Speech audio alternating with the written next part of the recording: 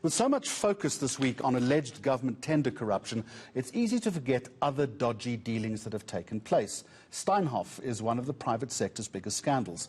But in close to 3 years, there hasn't been much progress in the case against the chief executive officer, Marcus Jooste. So what's causing the delay? Here's ENCA's Heidi Jokos. Steinhoff was once a top performer on the Johannesburg Stock Exchange, and many investors wanted a piece of it.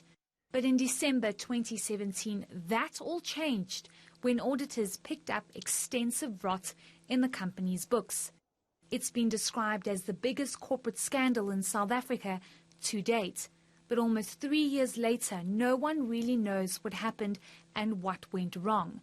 Been busy with the investigation for a while now. You must remember that PwC has been busy with forensic investigation. They have been working with Steinhoff, and a number of people implicated in the investigation have left the company, which for now leaves the company as a complainant and the shareholders. So we are working with them in order to latch into the investigation that PwC has been investigating already. It is difficult that we involve a new company given the fact that this is a huge, complex investigation and you have to be meticulous when you do it.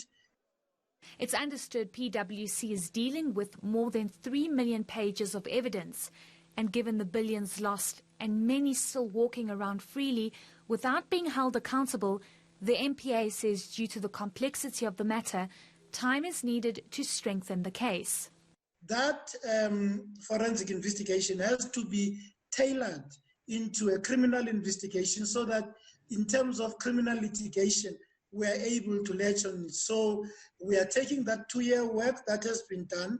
It's added to the work that is being done by the Hawks. The prosecutors of the National Prosecuting Authority are guiding that investigation. It involves a number of countries, a number of legislations and rules that we have to go through.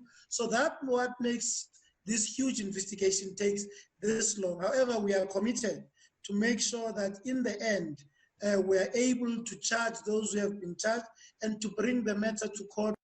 Meanwhile, the South African Institute of Chartered Accountants says it's still investigating the matter.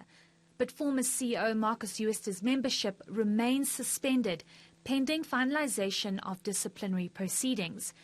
The Independent Regulatory Board for Auditors is also still investigating the corporate scandal. For now, it's a waiting game until those implicated are brought to book. Heidi Jokos in Johannesburg.